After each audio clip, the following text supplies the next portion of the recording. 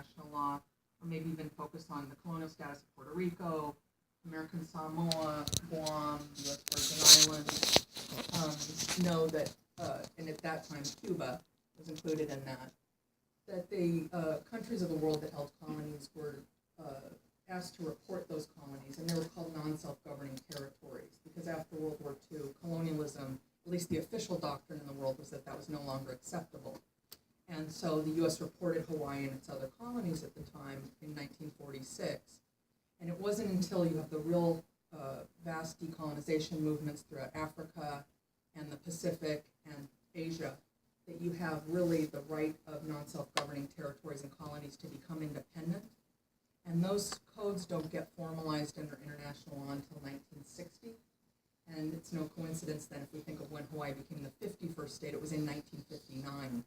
And what you have, once you have those 1960 protocols, that means the UN requires an internationally overseen vote.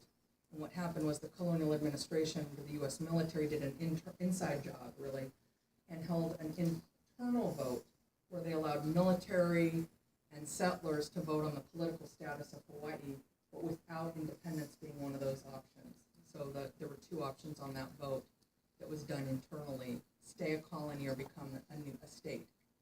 And after 1960, you would have had two more options: to become independent or to become a freely associated state, like you have now for the Federated States of Micronesia, the Republic of Palau, and the Republic of the Marshall Islands, which is sort of a hybrid arrangement where they're independent politically in terms of holding a seat at the United Nations themselves and having a full vote like any other country, like China, but having reliance on the U.S. military. And there's a whole history of politics to that I won't get into. But I start with that kind of primer on Hawaiian sovereignty because I want to talk about blood quantum as it's been used historically as a weapon that consistently undermines sovereignty. And that even if we look at Native nations today that reserve the right and exercise the right to define their own citizenry based on blood quantum, its genealogy and origins are undeniably about pulverizing sovereignty. We heard that through the keynote address this morning.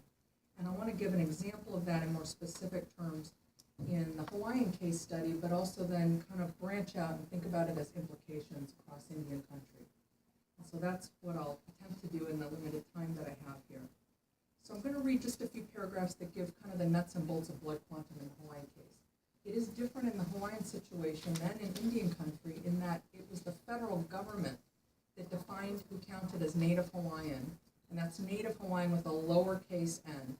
This matters, from an uppercase n, with a 50% blood quantum rule. So different than, say, that the IRA using a 1/4 rule. You have a 50% threshold. And this was crafted in 1920 legislation called the Hawaiian Homes Commission Act. And that still stands today as the threshold, okay? And I can kind of get it, that question. No Native Hawaiian governance decides blood quantum at this point. What happens is you have, when Hawaii becomes the 50th state, that 50% rule getting enshrined in 50th state law, okay?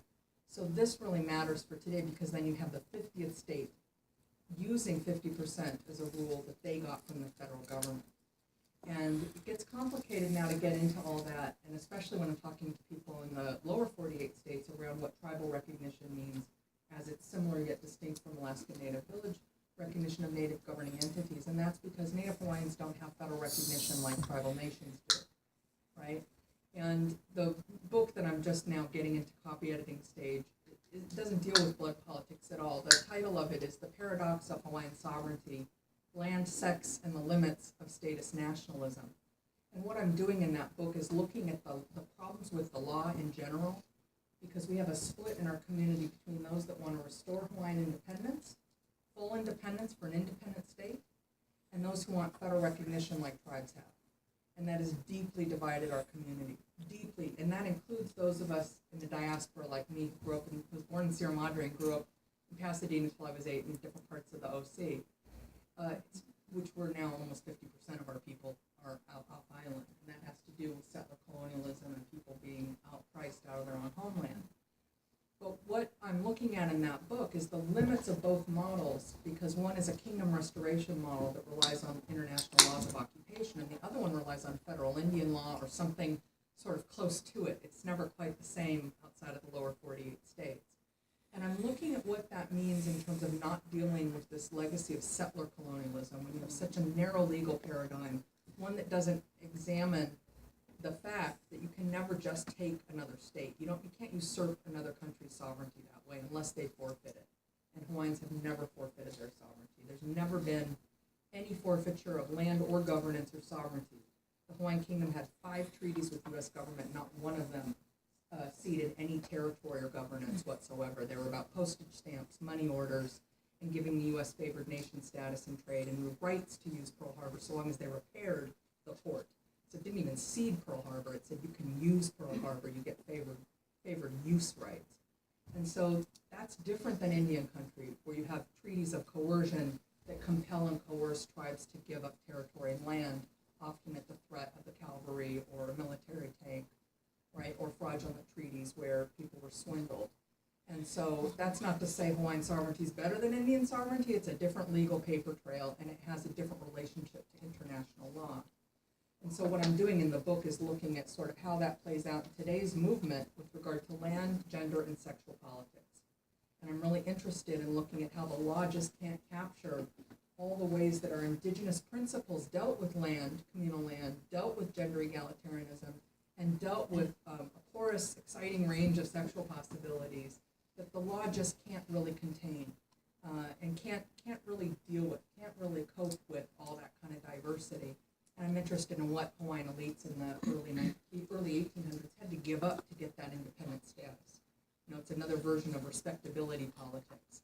So they had to privatize land, they had to subordinate women legally, they had to outlaw and ban a lot of different sexual practices to make the Hawaiian people seem not so savage, right?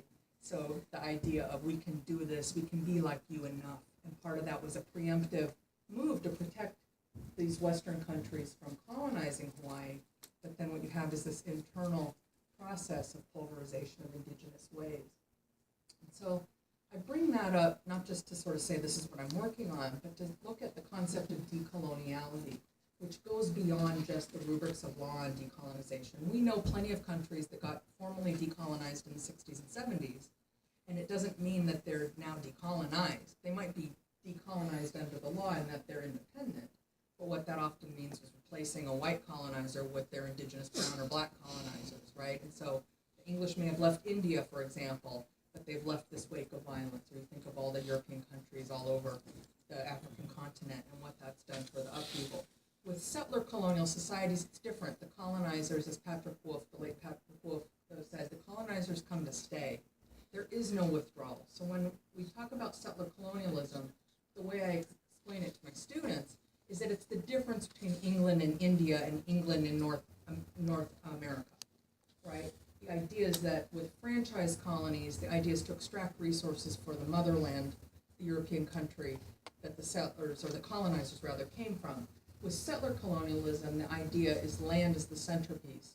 And because land is the centerpiece, that means that you have to eliminate the native, one way or another, right? And that can happen through mass extinction and frontier violence and homicide, or that can happen through policies like blood quantum, right? And so I want to kind of get at that settler colonial piece, and I'll wrap back around to that, but I want to kind of unpack the Hawaiian 50% blood quantum rule, and then I'll come back around to talking about settler colonialism, blood as a weapon, blood quantum as a weapon, and how it differs from kinship and bloodlines or genealogy, and then kind of return to the concept of decoloniality and the possibilities across indigenous communities and indigenous peoplehood. In the Native Hawaiian case, the conflation of race and indigeneity has made articulating sovereignty claims difficult and fraught. On the one hand, Hawaiians endure a state-imposed blood racialization regime that purports to measure indigeneity, while some non-Hawaiians, see, when I say Hawaiian, I mean indigenous, right? While non-Hawaiians appropriate Native Hawaiian identities to assert their own place in Hawaii, displacing Hawaiian claims to prior occupancy and national sovereignty. Social acceptance varies for Kanaka Maoli. Kanaka Maoli is the indigenous word for a Native Hawaiian person, such as myself. Social acceptance varies for Kanaka Maoli depending on the context. but among most of us, anyone with Kanaka Maoli ancestry is typically accepted as Native Hawaiian, regardless of racial appearance or blood quantum, and that is because of a persistent cultural emphasis on genealogy, kinship, and ancestry. This inclusiveness is especially true in the face of non-Hawaiian political opposition to the contemporary Hawaiian sovereignty movement. Indigeneity is about connection to place and assertions of nationhood, not race or liberal multiculturalism. However, this inclusiveness has been exploited by those who incorrectly assume that since most Native Hawaiians are racially mixed, everyone in Hawaii is therefore Hawaiian, which is not the case. Yet Native Hawaiians constitute only 20% of the population there, and among those who are, they are subject to a racial blood quantum rule. No one else in Hawaii is subject to a state blood quantum regulation. The 50% blood quantum rule operates through the logic of disappearance that is central to the project of settler colonialism. As Patrick Wolf argues, quote, settler colonies are premised on the elimination of native societies. This split tensing, are, reflects a determinate feature of settler colonization. The colonizers come to stay. Invasion is a structure, not an event. As I detail in my book, Hawaiian Blood, the contemporary legal definition of Native Hawaiian is guided by a 50% blood quantum rule. And that means, quote, a descendant with at least 1/2 blood quantum of individuals inhabiting the Hawaiian Islands prior to 1778, end quote. And that's the threshold date for Captain Cook's arrival in the island. So they have to pick a watershed moment to say if you can trace before that, then you couldn't possibly be anything else. Never mind all the different Pacific kin that would have come to Hawaii's shores. This criterion, as I mentioned, originates in the Hawaiian Homes Commission Act of 1921, in which Congress allotted approximately 200,000 acres of land in small area parcels across the main islands to be leased for residential, pastoral, and agricultural purposes by eligible Native Hawaiians. The book Hawaiian Blood focuses on the legal construction of Hawaiian indigeneity in order to analyze the implications for historical claims and other sovereignty rights. And so what happened when I set out to do the research is figure out why 50%? Why not 25%? Why not 75%? And what I realized going in, and I did a critical discourse analysis of 300 pages of committee debates at the congressional level to figure out how they came to that, and kind of did an analysis of their discussions and found out that it was Hawaiian elites in the territorial government at the time, Native Hawaiian elites, that were trying to get land back for the Hawaiian people that was stolen after the overthrow. And those are the Hawaiian Kingdom, Crown, and Government lands. So recall earlier when I said in order for Hawaiians to get recognition as a sovereign nation in the 1800s, in the early 19th century, one of the things to prove we were civilized enough was to have privatized land. Because communal land holdings where everyone had access to land was not civilized. All right, imagine that. Everyone has access to land. How savage, right? So how crass. But the idea is that your personhood was tied to your property, right? And this is where the intersection comes with slavery, anti-blackness, right? So we need to think about settler colonialism in relation to the afterlife of slavery and anti-blackness today. And so what you have is the Hawaiian Kingdom, Crown, and Government lands in 1848.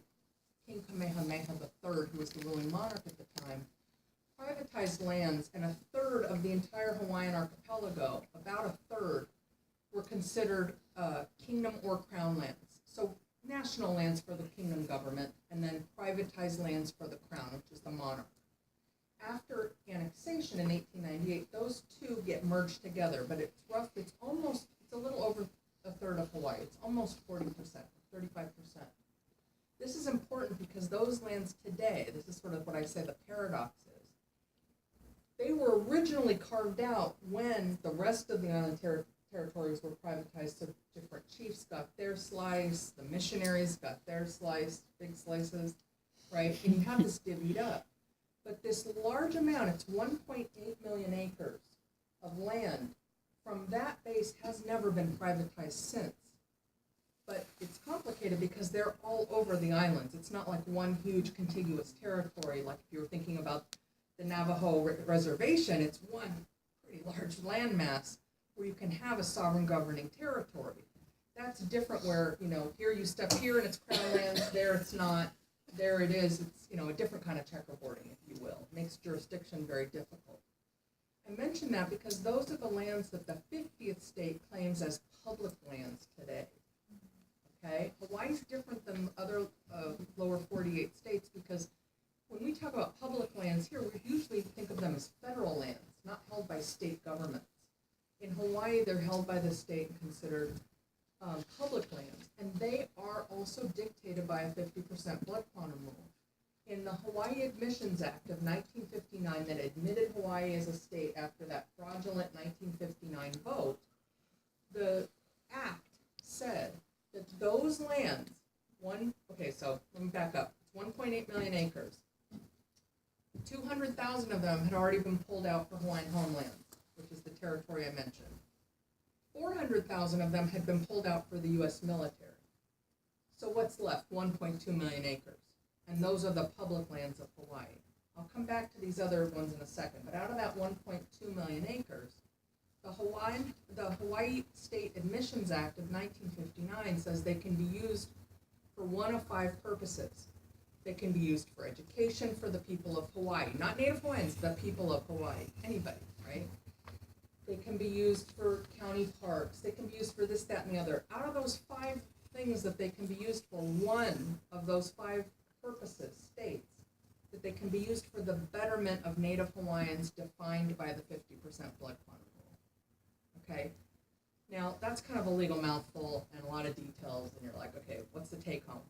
What I'm getting at here is you have the taking of an entire archipelago, right? And then you've got the taking of the kingdom, crown, and government lands. You've got the usurpation and the chopping off of a real Hawaiian sovereignty reduced to the 50th state of the USA, right? And then from there, you've got the kingdom, crown, and government lands already reduced from the rest of Hawaii. And then from there, you've got the military with its cut. You've got the federal piece for the homelands. And then out of that, they say these can be used for one of 5 purposes. Only 1/5 of that reasoning can go to Hawaiians. And of that, only those who meet the 50% blood quantum rule. Diminishment, diminishment, diminishment, diminishment, diminishment. That's about the reduction of territory that goes hand in hand with the reduction of an indigenous demographic. Because the goal of settler colonialism is the land grab with the fewest amount of natives possible. And if you can't kill them all, Hawaiian people didn't suffer outright army genocide like the Plains Indian Wars. It's a different era, right? You have the so-called closing of the frontier. Yeah, right, we saw that with Dapple. Right? Yeah. The Indian Wars haven't ended, but that idea of you do it in a different way, right? It's bad enough to see the guards shooting at people. But the idea is it's not a full-out military onslaught because American Indians have been reduced to less than 1% of the general population, right? In Hawaii, it's a bigger demographic, but we're talking about the turn of the 20th century. And so Patrick Wolf's theory distinguishes settler colonialism from outright genocide because we know you can have genocide cases that aren't settler colonial. Like Rwanda is not about settler colonialism. It's about different ethnicities vying over territory, but it's not about a colonial project that's about removing all of those people. Or you think of other cases of genocide, Cambodian genocide, right? So genocide and settler colonialism are not one and the same. However, if we think about his theory of settler colonialism and how it differs from franchise colonialism like England and India, what you get is that what he called the logic of elimination of the native. And I always say it's the logic of the elimination of the native and the elimination of the native as native. Because if you can't outright do mass extinction in, say, the 21st century or get away with it, you eliminate the native in other ways. And so we know from the southeastern cases, the removal is one way you eliminate the native. You remove tribes out of the southeast on the forced march to Indian territory, right? And those removals, that's what's going on with the pipelines, right? Those are ongoing removals because if you don't have water to drink, that's a removal. And that's why people say the Dakota Access Pipeline is genocidal. And other people say, oh, stop exaggerating, you're being hyperbolic. There's nothing exaggerating when you're talking about it as genocidal. No, it's not outright killing of genocide, But genocidal as an adjective is about the logic of the elimination of the native. And that can happen through coercive forms of biocultural assimilation, boarding schools, eradication of native language, and blood quantum, right? So this is, for me, where the settler colonial analysis has to undergird, because blood quantum was always about defining people out of existence. Okay, 5 minutes. Ooh, all right, keep popping here. So what the kind of punctuation on that theory is, Patrick Wolf called this, because people would always prod at him and say, well, you're saying genocidal, but this is really cultural genocide, or it's ethnocide. And he says, we don't need all those adjectives. What we have to understand is that structurally, it's a structural genocide because it has the same aim, which is to get rid of the native one way or another. And so his theory of structural genocide, for me, is very useful in thinking about blood quantum. And this is where I think we have that decolonial work that isn't about hanging our hat on the law, but the cultural principles of the best that each of our society has to offer, the ethos of taking care of each other, which I heard in the introduction to your organization, what it means to be responsible for each other, what it means to feed each other, with Hawaiian cultural principles. I mean, it's easy in a sense because we're bilateral lineage, right? We're not matrilinear or patrilineal, we're bilateral is the term that anthropologists would use, which is you get your Hawaiianness any which way you can, through the maternal line or paternal line. And I get it from my father's line. I'm the daughter of Joseph Kawanui III, and both my father's parents were Hawaiian, and they were homesteaders. My family comes from those Hawaiian homelands territories I mentioned, Anahola territory on the island of Kauai. And so that's land, allotment land. So the 50% blood quantum rule, that's riddled throughout our family. I don't qualify for leased lands. A lot of my first cousins do, right? That doesn't mean they're getting their land leases, though.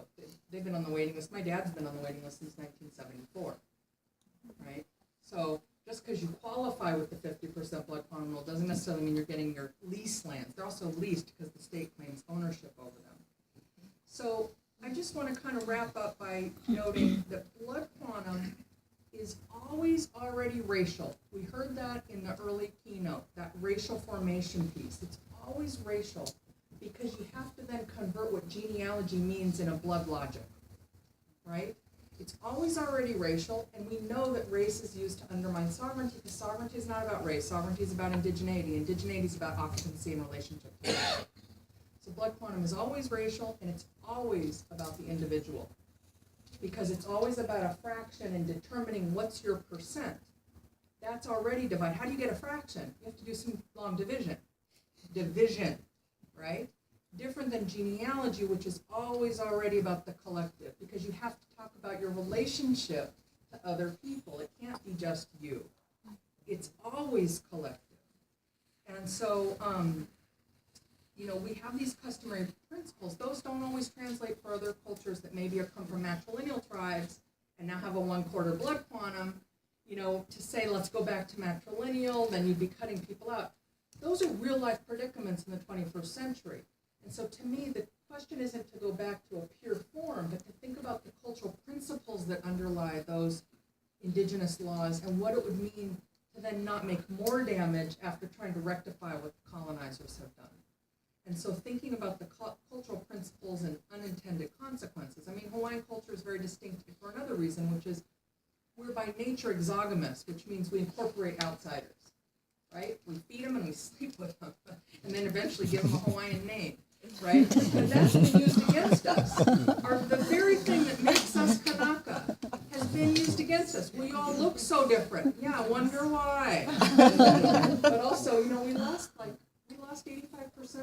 90% of our people in about 80 years after Cook's arrival. So, that population collapse and then incorporating outsiders. I mean, we have a family reunion, and we have different forms of family reunions, but one of our big reunions is my dad's grandmother, my great-grandmother, Annie Kaho'ohie Kane. And that's a Big Ten event. It's anyone who descends from her is welcome at that event, and then they've got all their lovers and spouses and adoptees and friends and whatnot. But you can see at that Big Ten event, like say there's a tent in this room, there's that branch, Gilbertese. That branch has Mexican. That branch has Chamorro. That branch has African descent. That branch has Puerto Rican.